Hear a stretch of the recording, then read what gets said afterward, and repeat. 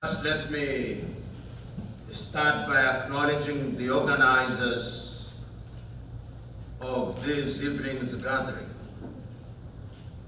I cannot mention everybody by name, but I've had the advantage of listening to the men and women drawn from different countries across the continent of Africa who have given testimonies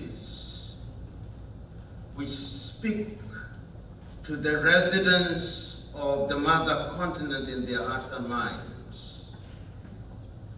Let me also say how glad and humbled I am to have received this invitation to be present with you this evening and to share with you my thoughts on the role that the diaspora can and, in my view, must play in redefining the continent of Africa.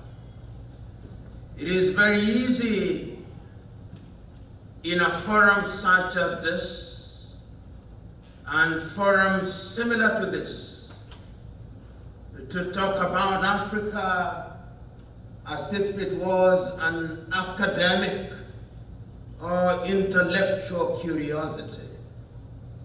But that would be a luxury that one cannot and must not afford, because Africa is real. It is real because it's the resident of nearly 1.5 billion human beings who many years ago have passed through many tribulations. It is the home of Africans who at one time were enslaved. And one who wants to talk about history can talk about that, and many have. Indeed, as I walked here, I had the advantage of seeing some of the most celebrated books written by Antachek Diop, who speaks with greater depth about pre-colonial Africa. And one can talk about that. One can also talk about the history of the colonization of the continent and the impact that it has had and continues to have on the continent. But that is for another day. But yet there is a sense in which that colonization is what defines Africa in a fundamental way, because the project is still alive and well. When we talk about redefining Africa, it must not be lost on us that the continent continues to be divided and undermined because of that very recent history of colonization. We are the only continent in the world, as you well know, that still describes ourselves as Francophone, to mean that we speak French, so that if there was an African meeting, the Malians, the Mauritanians, the Togolese, the Beninois, the Gabonese, the Congolese, the Senegalese, the Tunisians, the Moroccans, the Chadians, the Burkinabe, and the Côte d'Ivoirians would describe themselves as Francophone. These are things that divide us and define us. And those who claim to speak English, Kenyans, Ugandans, Tanzanians, Sudanese, South Sudanese, Malawians, Zambians, Namibians, and many others, including Zimbabwe, would say that they are Anglophones. And that too defines us and divides us. When you look at the Portuguese, the Cabo Verdeans, the Guinea-Bissau, the Angolans, the Mozambicans would define themselves as Lusophones because they claim to speak English, or rather speak Portuguese. And that defines and divides us. There is something that today is also described as Arabophone. Those who speak Arabic.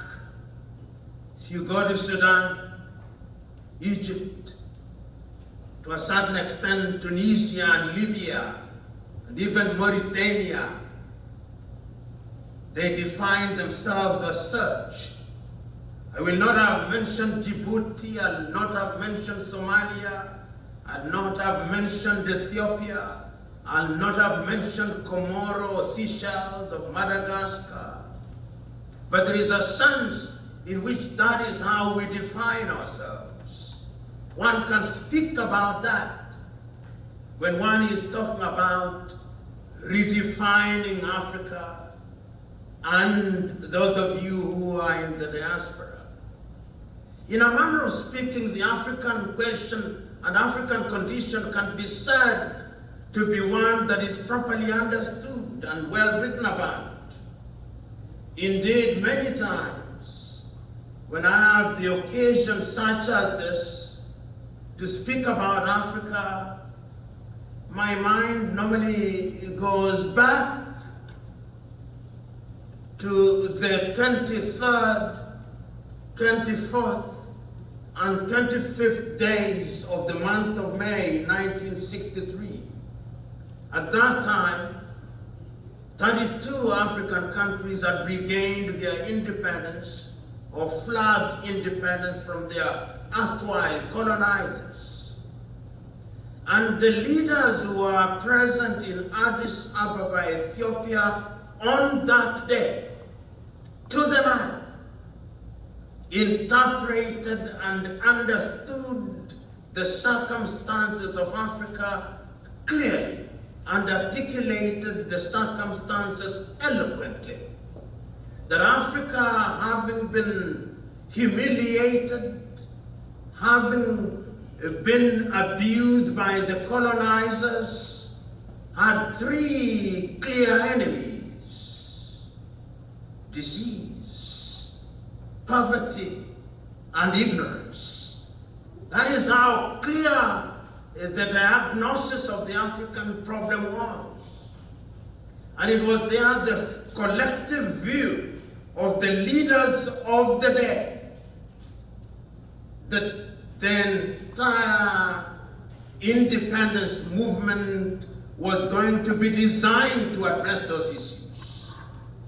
That because we had been abused so much, we would not allow our health care systems to collapse.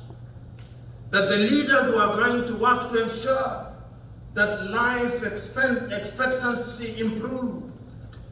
That they were going to ensure that maternal mortality was reduced. That they were going to ensure that infant mortality was eliminated, and fundamentally that the disease burden would be reduced if not eliminated. That is how clear the diagnosis was in 1963. They were also clear that ignorance was a contributing factor, and that we had been so thoroughly under-educated or miseducated, as Carter G. Woodson had said a little earlier in 1933 of the American in his book, Miseducation of the Negro, which word he did not want to verbalize. And the most important thing was that we did appreciate that we had been miseducated, and so clear was the articulation of this. And if you go to many African schools and many African countries at that time, we built many universities. Those of you who come from Liberia or Sierra Leone will know that in those early days, the universities that existed at that time were universities such as Furabe in Freetown in Sierra Leone, which was a leading institution then and even now known as the Athens of Africa, because it was the residence of knowledge. That was Africa, identifying her problems.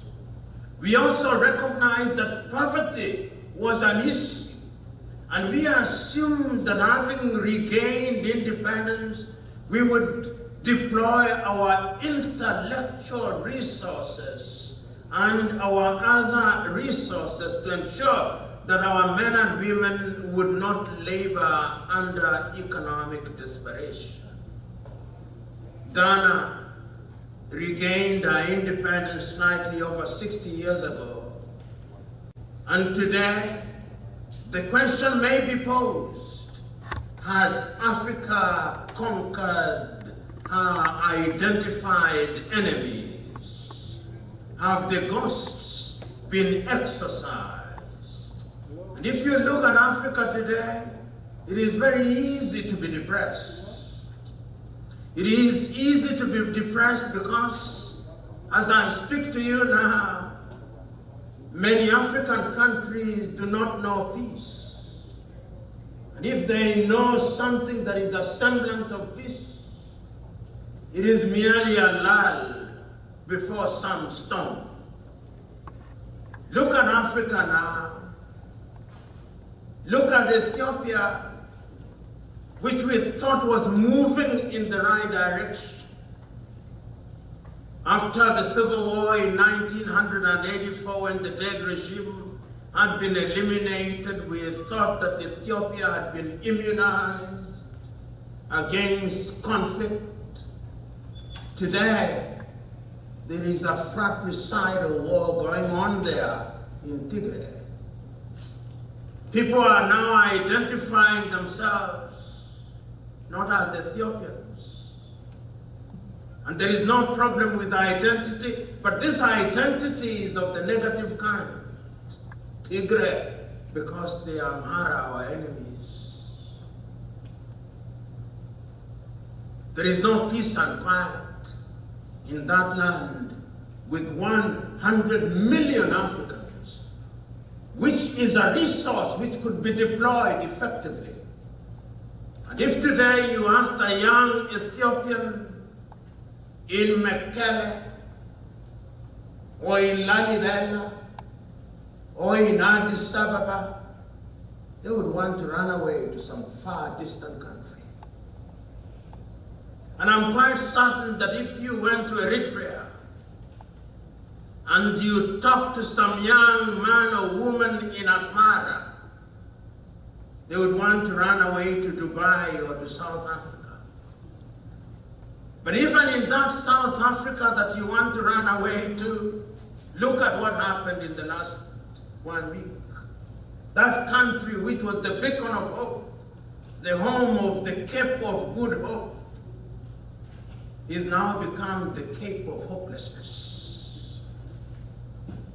Brother rising against brother, and suddenly that country that we refer to as the rainbow country is now producing thunder and lightning. And one wonders whether the dreams of the founding fathers of that nation, Albert Luthuli, Walter Sisulu, Governor Mbeki, Nelson Rolihlahla Mandela, and Chris Hani, whether that country will remain the country that we expected it to be. That depresses one. You go down, you go up a little, only 1 or 2 weeks ago, in the only absolute monarchy in Africa, in Eswatini, you saw what was happening in the streets of Mbambane. Africa is not at ease. And you go up north in Mozambique, that great land of Eduardo Mondlane and Samora Moises Machel, up there in Cabo Delgado, we now have the entire population in disarray. This is Africa for you. And I'm trying to demonstrate that Africa can be depressing. And you don't stop there.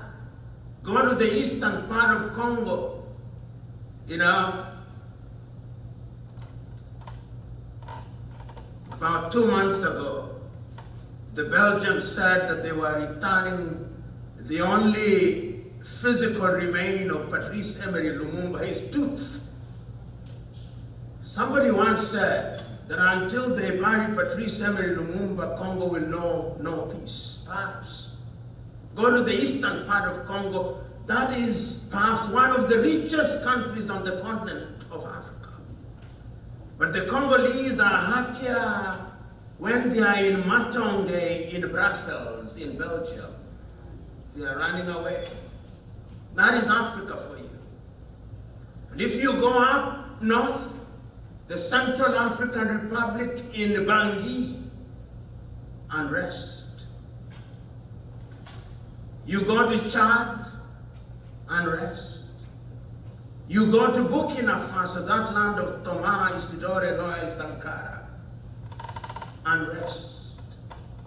Go to Mauritania, unrest. Go to Mali, unrest. Go to Cameroon. The Ambazonians are not at ease.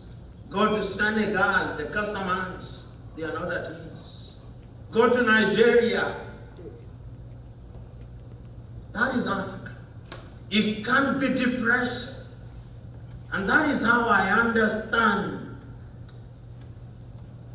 why many Africans sometimes leave the motherland in order to seek fortune elsewhere. But as the Osagyefo Kwame Nkrumah said, even when you leave the mother continent resides in you. And that is why even when you are geographically separated from her, the good doctor, you must still have a medical scheme for your kith and kin several thousand miles away. That is why my good friend Lawyer Ungeri says, I cannot sit here in the comfort of Minneapolis, Minnesota. I must go back home and try to change the mother continent. You know, what you are doing is not new. Others have done it before. In the 19th century, Marcus Garvey of Jamaica tried to do the same thing. William of Trinidad tried to do the same thing. W.E.B. Du Bois tried to do the same thing. In his own unique way, Martin Luther King Jr. tried to do the same thing, not about physical migration, but about temperamental and intellectual migration so that you regain your self-esteem. Malcolm X tried to do the same thing. Stokely Carmichael, who was mentioned here, have tried to do the same thing. Louis Farrakhan tried to do the same thing.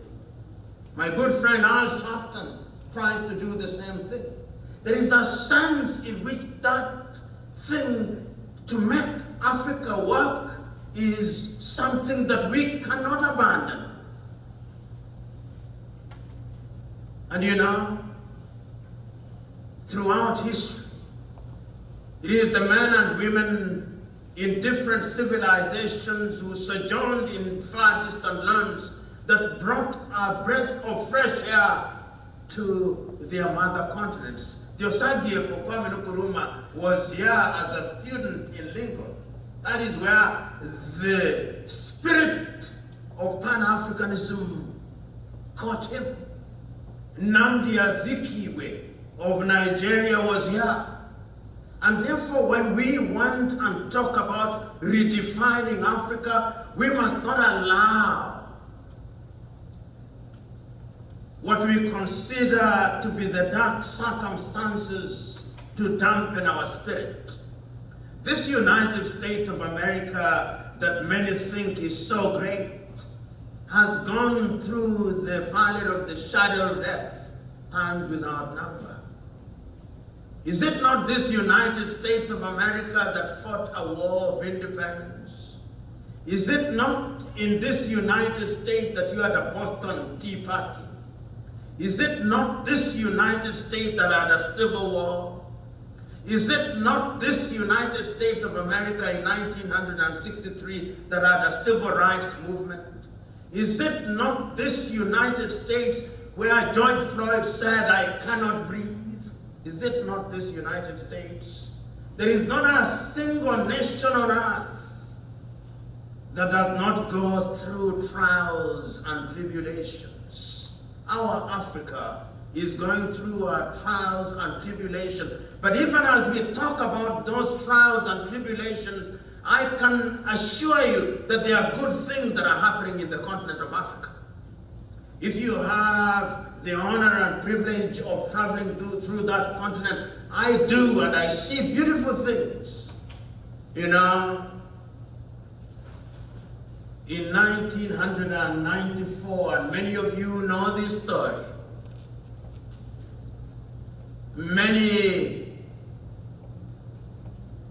an Afro-pessimist had written an obituary about Rwanda after the genocide.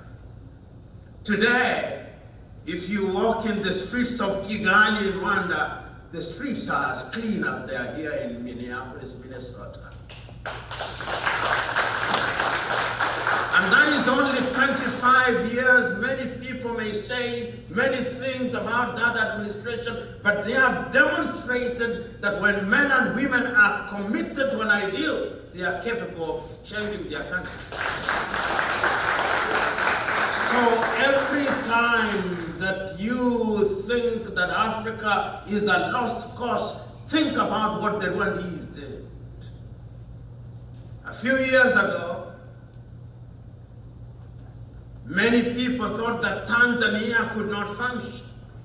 You go to Dar es Salaam now, even if you doubt it, go to Dar es Salaam. Within 5 years of the presidency of Magufuli, you go and see the infrastructure that is there. And only 2 weeks ago, in fact, only 1 week ago, they have now ordered 32 electric engine trains from South Korea. Within 5 years, while it had been projected that Tanzania would become a middle-level economy in 2025, they achieved that 5 years ahead of time. It can be done. It can be done. You go to Namibia, in Windhoek, they may have their own problems, but you go and see that it can be done.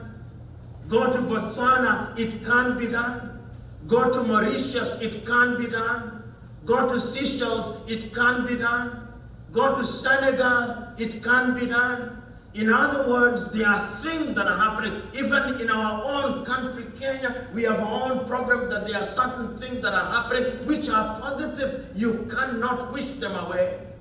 Go to Uganda and you'll see a few things that are happening that ought to be celebrated. Even in the troubled Ethiopia, there are things that are happening that can be celebrated. And that is why I hold the view that in order to redefine the continent of Africa, we've got to understand that when you are looking at the life of any nation, never ever measure the life of a nation with your very short lifetime. You who are only capable of living at the very best at 400 years, how can you compare your life with a nation which will live for millions of years? You are just but a flash in the pan. You are here today and tomorrow we gather you to your fathers and mothers. So when you are talking about redefining Africa, think about Africa intergenerationally. I remember not so long ago, a year in fact, before President John Joseph Pombe Magufuli died, I had the occasion to have a long conversation with him at the State House in Dar es Salaam. And we had the occasion to talk about Africa. And he asked me, half in jest and half seriously, what I had meant when during the Julius Kambarage Nyerere lecture at the University of Dar es Salaam, when I said Magufulification, he asked me, what did you exactly mean?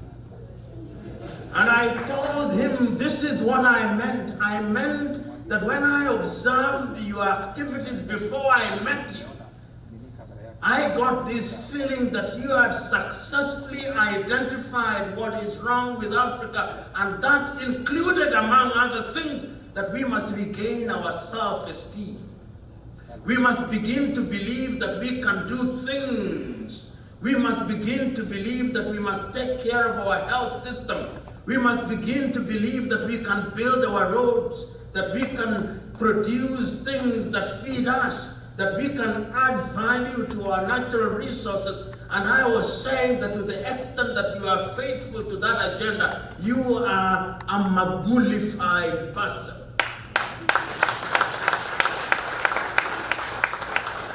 And I believe that that is achievable if the continent has men and women who believe that Africa is capable of resolving her problems. And when we say some of these things, we do not for one moment believe that Africa is going to be a silo that does not deal with the world. We are simply saying that if we want to deal with the world, we must be prepared, because history has demonstrated that fortune favors the vigilant.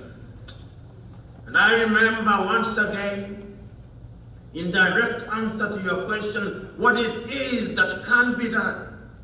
In the month of April, I had the privilege of having a long conversation with the President of Malawi, President Lazarus Makathi Chakwera. And I told the President, the reason why I requested to meet you is because of the funeral oration that you gave at the funeral of John Joseph Magufuli. Because when I read your oration, you captured the mood of the moment. You are able to understand that in order for Africa to grow, Africa needs a certain kind of leader, a leader or leaders who are selfless. And therefore I come here to Malawi to ask you to give meaning to the word that you spoke. And he asked me, how do you want me to give meaning to the word that you spoke? So I give meaning by allowing our foundation to make Malawi the hub of innovation and invention, which can then be replicated across the continent of Africa. And he said, I give you that opportunity. And in the month of August, next month, I'll be meeting President Chakwera again to begin the process of creating an African hub for invention and innovation, which will then replicate across the continent of Africa. In other words, it is not enough, as you rightly said, to merely criticize, because criticize we can. It is not enough to merely critique, because critique we can. It is not merely enough to lament, because lament we can. It is not enough to intellectualize, because intellectualize we can. It is not enough to philosophize, because philosophize we can. But it is sufficient that beyond the lamentation, beyond the intellectualization, beyond the philosophization, we must go out there and make the road meet the rubber. And the road only meets the rubber when we recognize that when we seek to achieve the thing that will define our lives, we are going to make mistakes. But there is no comparison between that which is lost by trying and that which is lost by not trying. And that is why we believe that you who are in the diaspora have a duty. This afternoon,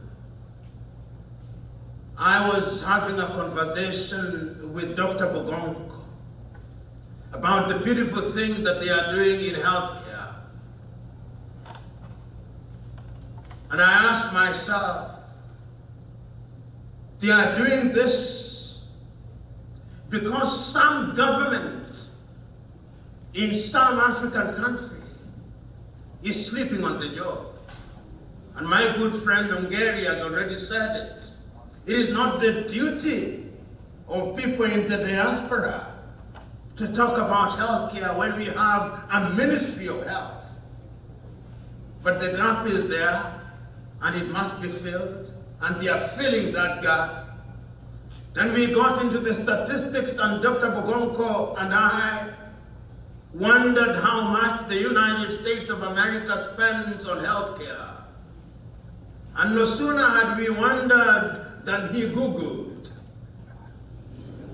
And he discovered through the Googling process that the United States of America spends $3.8 trillion United States dollars on healthcare. That is per year. That is the total GDP of Africa this year. In fact, more. In other words, all the money that we generate as the African continent, the 55 of us in the United States, it goes into healthcare and is not even sufficient. And that tells you that there is work to be done. Then he told me that he is a member of a body of doctors in Minneapolis, Minnesota, and there are 12,000 of them. If you put together all the doctors in Kenya, Uganda, Tanzania, Rwanda, Burundi, oh, they are fewer.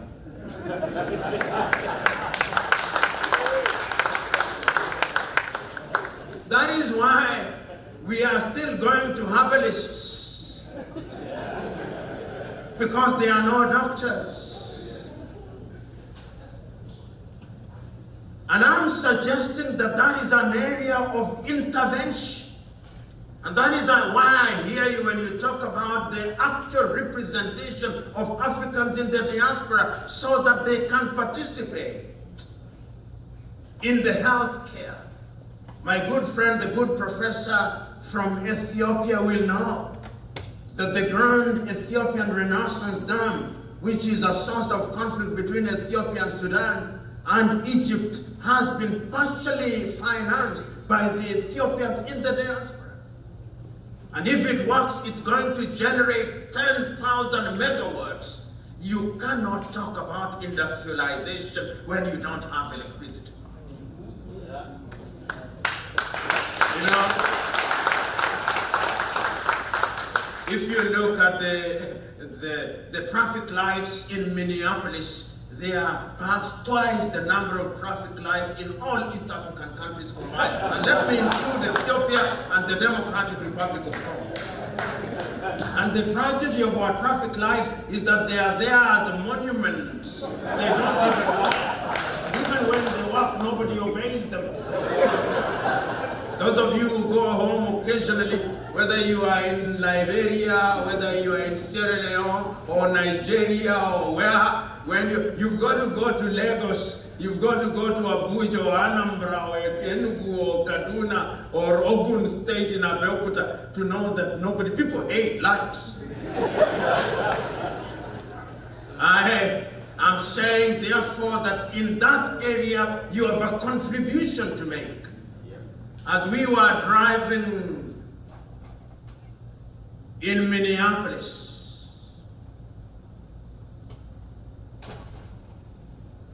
I saw something that looked like a farm.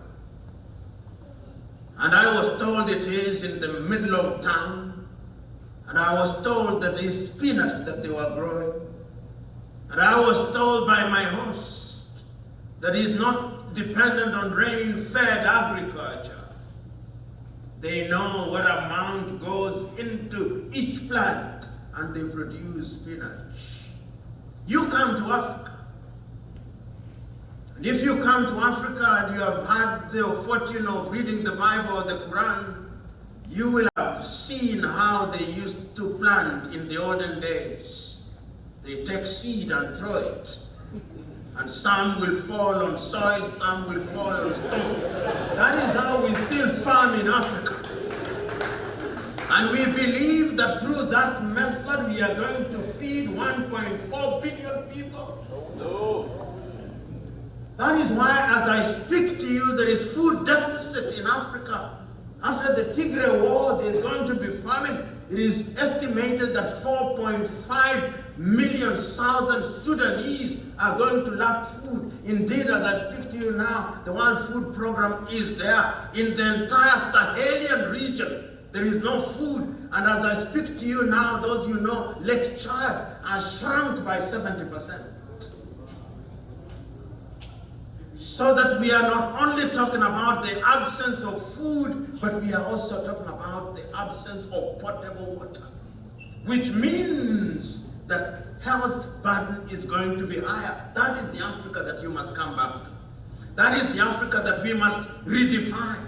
How can it be that a little country called Israel exports oranges to Kenya?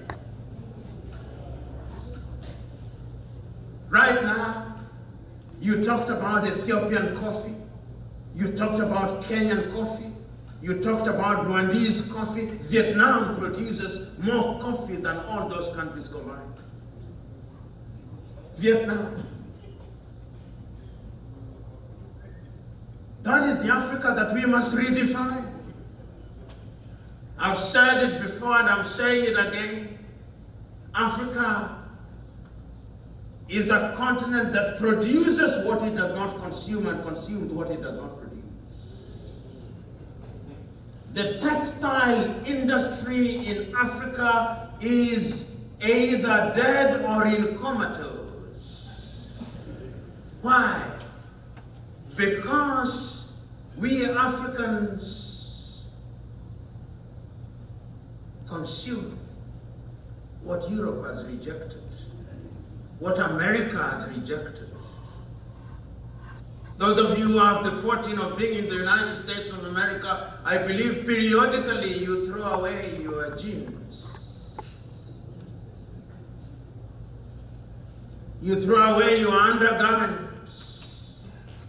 Oh, when they are thrown, they come to Africa. And we consume them gleefully. We wash them and say they are new. That is the Africa that you must redefine. Because how can you be dignified if that which has been rejected is what you celebrate? How can it be? And I'm suggesting to us that the only way we can achieve all these is if we begin to think differently. You have the fortune of being in this part of the world. They have their own problems, but their lives work. If you are in my Nairobi, or in Accra in Ghana, or Abuja in Nigeria, or Monrovia, or Freetown, the light would have disappeared about 5 times since I started speaking.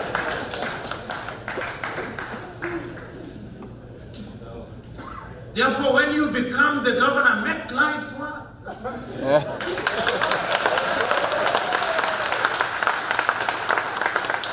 It is not magic. It can be done. The good Dr. Bogonko tells me, and I'll not say where he saw it to be a good guest, but he went into some room which was described as an ICU. Africa has the penchant of describing things to be what they are not.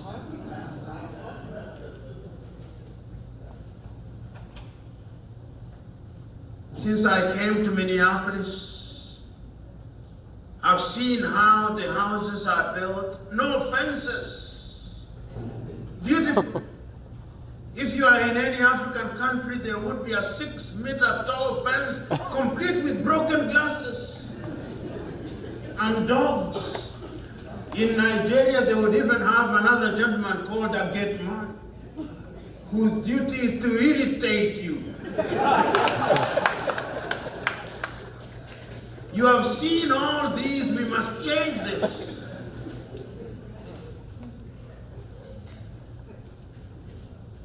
And this requires that we make a solemn vow.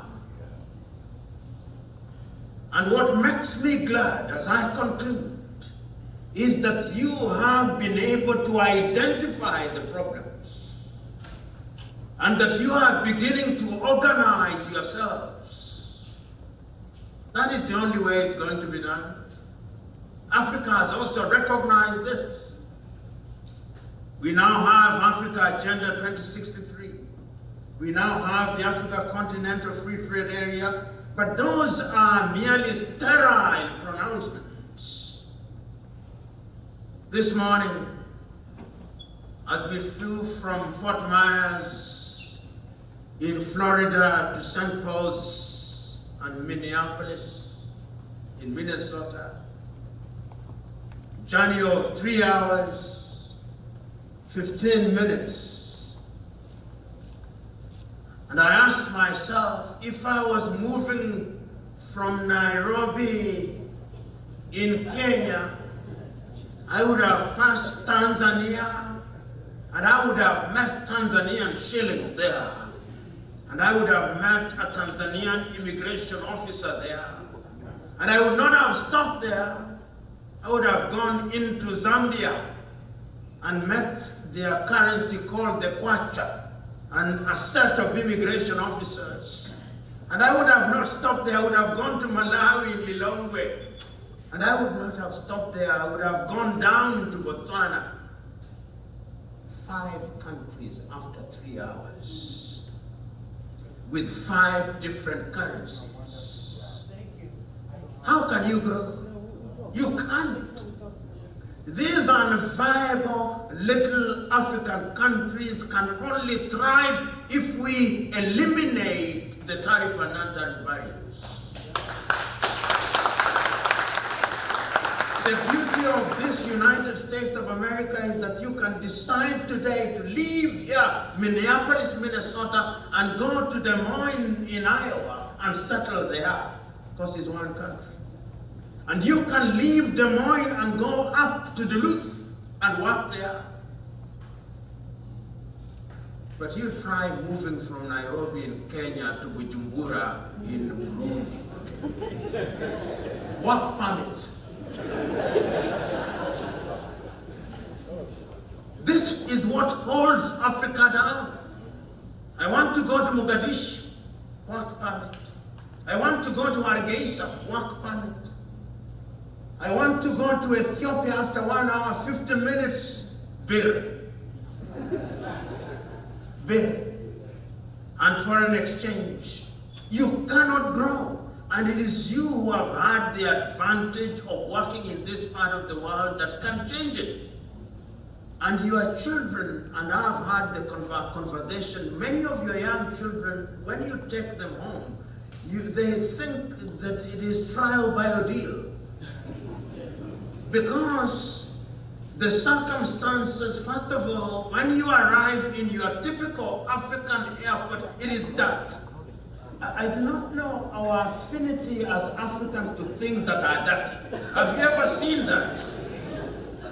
You get into an African airport, is this something that is untrue? You just wonder, things just don't work. And yet we know that they can work, because in a few African countries we see them working. So we must change this. So in a nutshell, I'm saying that we have the duty and the capacity to redefine Africa. But don't redefine Africa, your generation that came here. It must be intergenerational. If you do not bring in the young men and women, your children, your sons and daughters to be wedded to this idea of Africa, Africa will become a place that they go to wonder at how their parents and grandparents live. Yet Africa is the mother continent. And I tell young Africans, don't you wonder what has made Africa attractive all these years? Today, if you fly to Europe or fly from Europe, see the number of young Chinese between the ages of 20 and 30. And I've traveled in many African countries. I go to South Africa, I see young Chinese. And I see a Chinese restaurant. I go to Namibia, Chinese. Botswana, Chinese. Mozambique, Chinese. Zambia, Chinese. Senegal, Chinese. Ghana, Chinese. Nigeria, Chinese. Kenya, Chinese. Chinese are everywhere. Why? Because they know what they want. It is not the Chinese that we should blame, it is us. Because fortune favors those who seek. And if we don't seek, if we are engaged in sorrows and lamentation, and we think that God is going to come and rain manna on us because we are praying and fasting, God is wondering at us.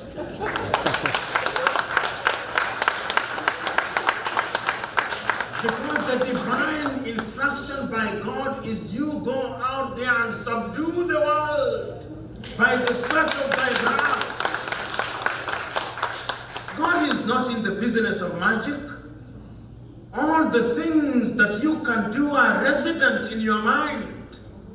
It's the mind that is the standard of the man, as MLK Jr. said. The aeroplane that you fly, it came out of somebody's mind. It was resident here, there, it was woken up. These microphones came out of somebody's mind. Everything is a product of human thought.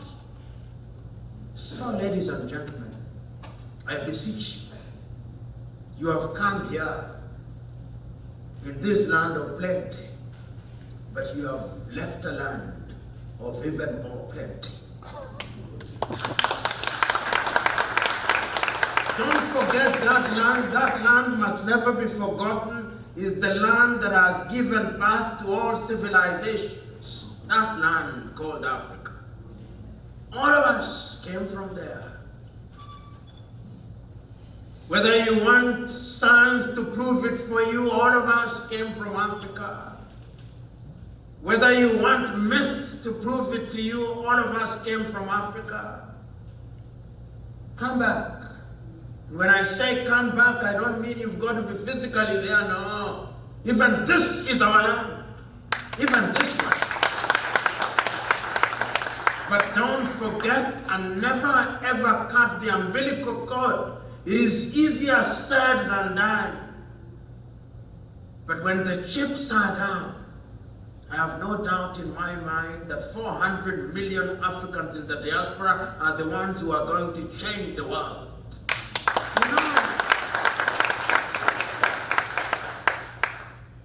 You may have your problems with the state of Israel or the Jews. But until 1948, there was not a nation called Israel. There was none. 1948. In 1948, Liberia was independent and had been independent for a long time. Ethiopia was independent and had been independent for a long time. Then in 1948, little Israel popped out in the Levant. A few years later, the economy, the GDP of Israel is larger than the entire sub-Saharan African per capita, excluding Egypt and South Africa. Why? Because even when they were in exile, they remembered that there must be a motherland. You must never forget that. You must never forget that. You must always have your true north. And Africa is not Israel. Africa is bigger than Israel. Africa is better than Israel. So, ladies and gentlemen, when you go home, reflect. Those who have been bitten by the bug of Africanhood, go out there and say like Julius Caesar, Vene, Vidi, Vici, I came, I saw, and I conquered. Those who have chosen to be here, like Yusuf, conquer here too. And once you have conquered here, share with us. Don't take everything away. Share some with us. And I hope that many of you who are here are going to engage your various embassies, because African embassies are also infamous for men and women who think that their diplomatic assignments is for holiday. They don't work. Engage them and tell them that they have a duty to facilitate you so that you can help the motherland. I hope that that will be done, because an Africa that is redefined is an Africa that is going to be a strong participant in the world. When we say that Africa must be great, we are not saying that Africa must be great that she may conquer anybody. That is not the business of Africa. We are saying that Africa must be great so that she can participate in the affairs of the world on an equal footing with the others. And she can.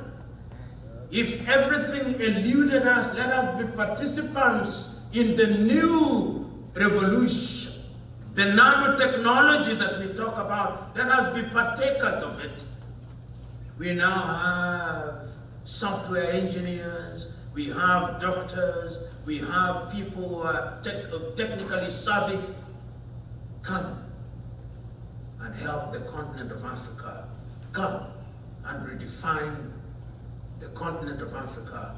It is waiting to be redefined, and we all must participate in that grand agenda, and it will be well with us. Because if we don't define Africa, then we will be defined by others. And when you are defined by others, then you lose your humanity.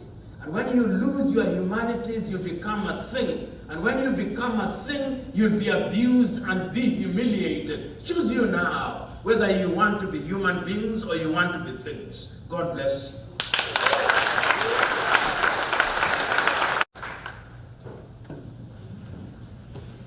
Secondly, also, do you think corruption is one of the contributing factors as to why young African men and women are risking their life in the Mediterranean Sea in search of a greener pasture? Thank you.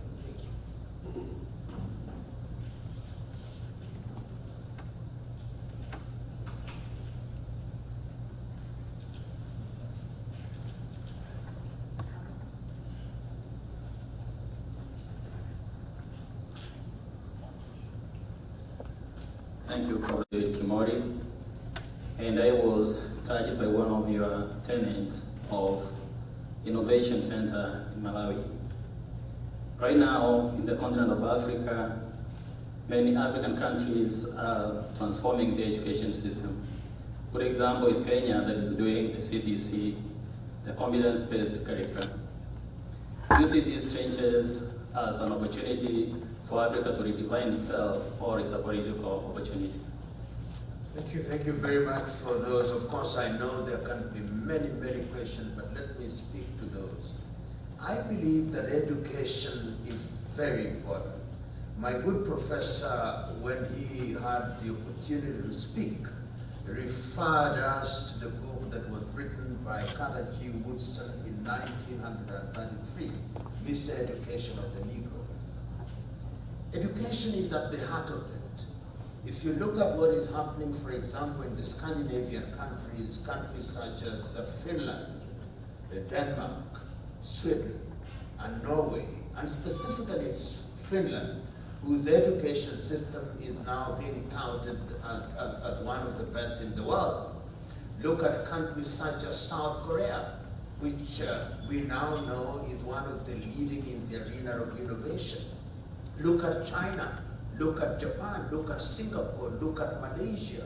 What that demonstrates to us is that what we teach our young men and women is at the very heart of how their minds work. And my good sister, Dr. Ikana Chomri Kwao, has reiterated the fact that the mind is indeed the standard of who we are. What are we teaching?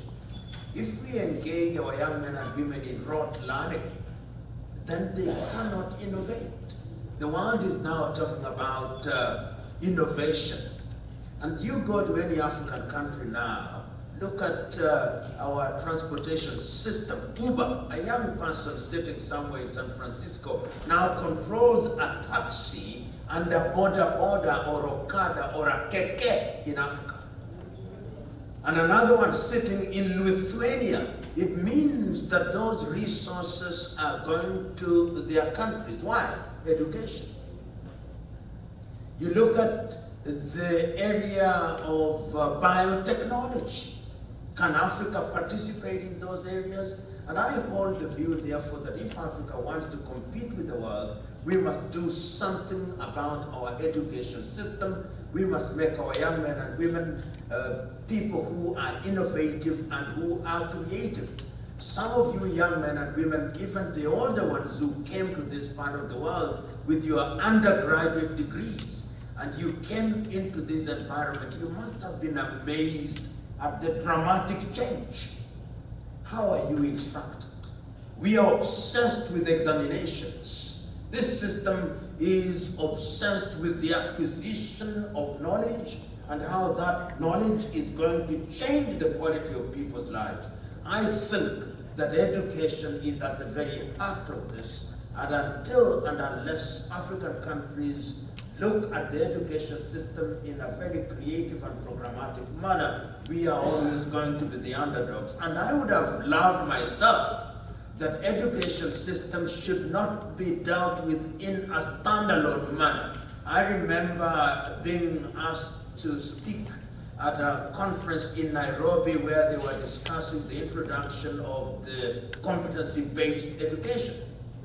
And I asked the people who are responsible for curriculum development, where are the teachers in this thing? You cannot allow the teachers to be brought in at the tail end of the process, and you allow the bureaucrats to be the ones who are determining what is going to be taught.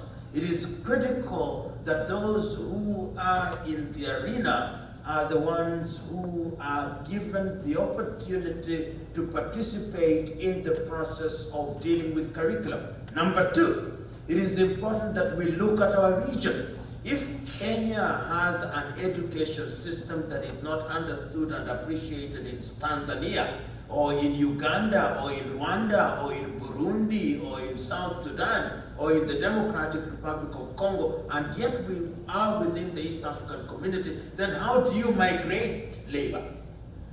The beauty of Europe now is migration of labor.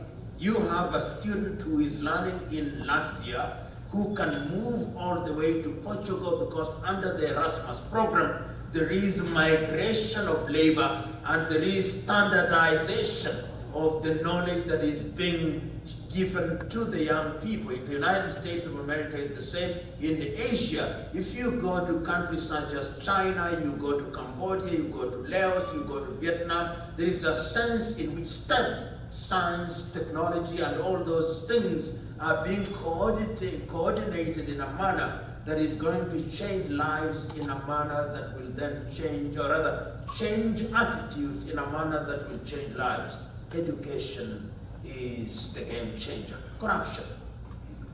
You know, there are people who hold the view that corruption is something that is propagated by poverty. In fact, the reverse is the case.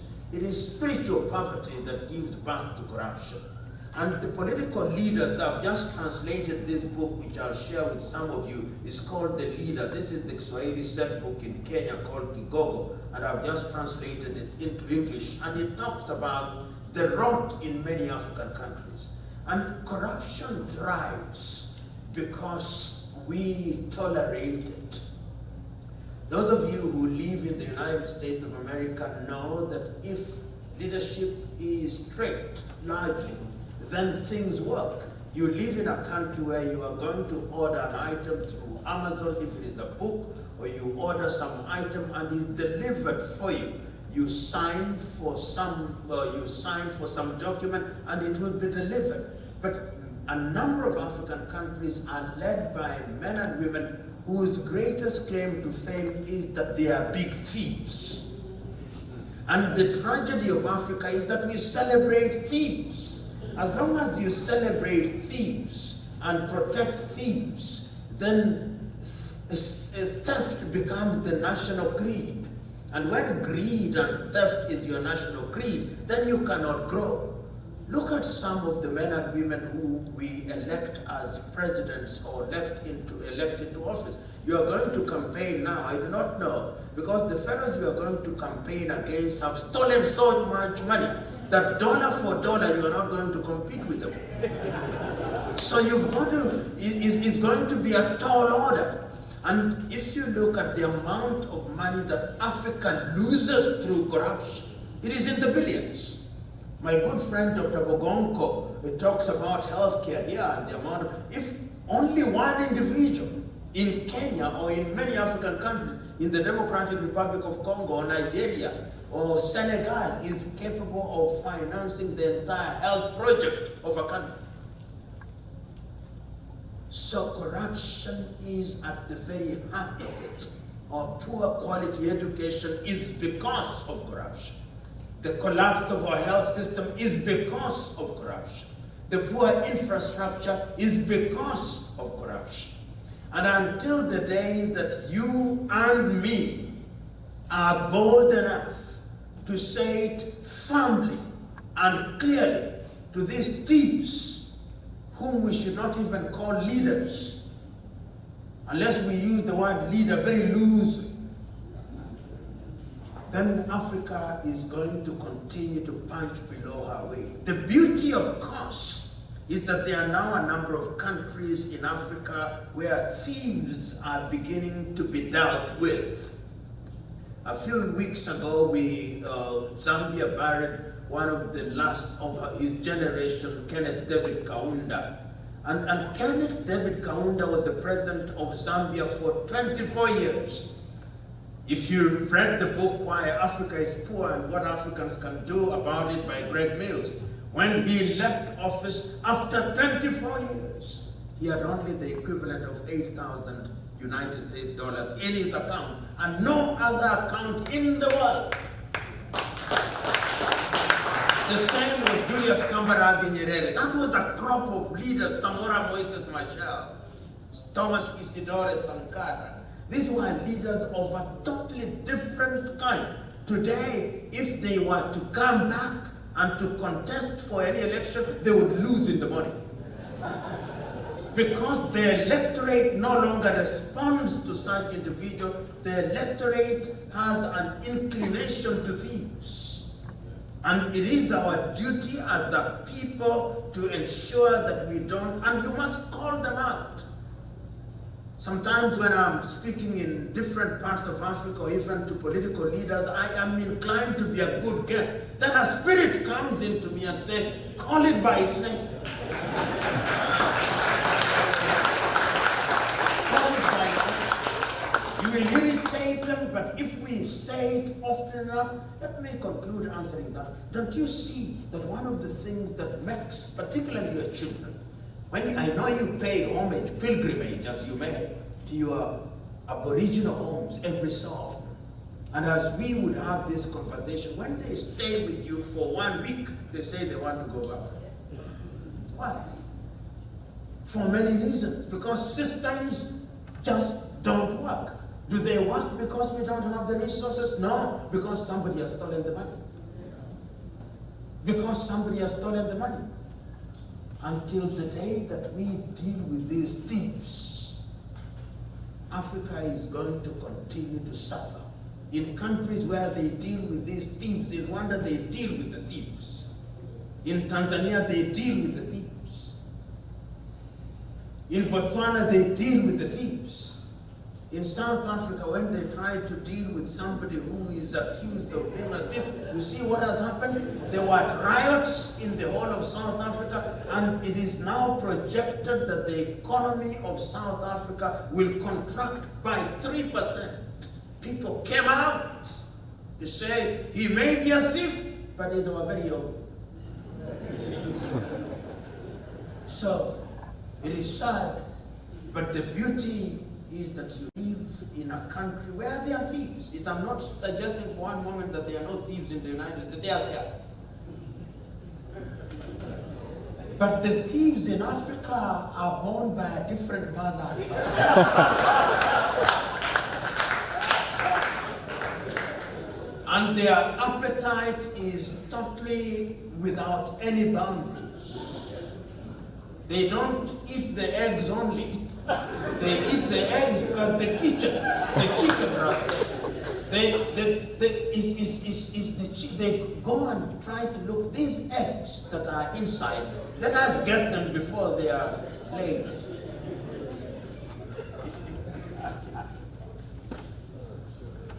How can you deal with such people? In China, they killed them. I'm not one who is suggesting that people should be killed, but they should be dealt with, and firmly. So thank you very much, and God bless you. Hello. Yes, Professor. These are the names of the leaders that the professor is going to be handing some.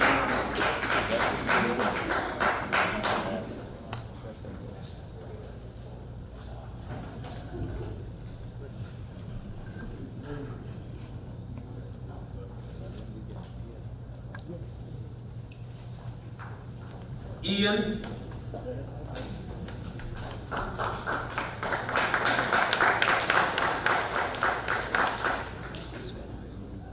Nasibu Sayabadu.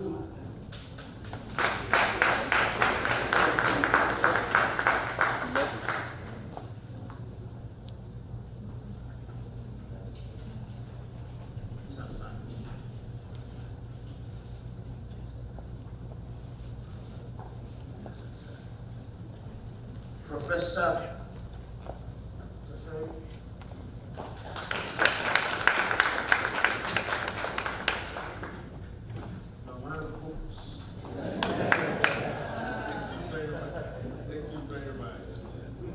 and I believe Mumani.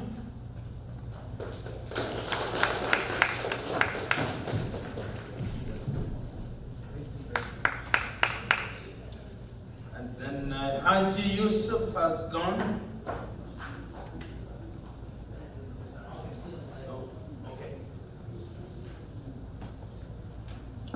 And Petros is still here. He's left, but somebody can pick on his behalf. Yeah, we can. Thank you very much. Okay. Professor, we have one last thing. We have a gift from Mitri. The Liberian community has something to present to you, Professor.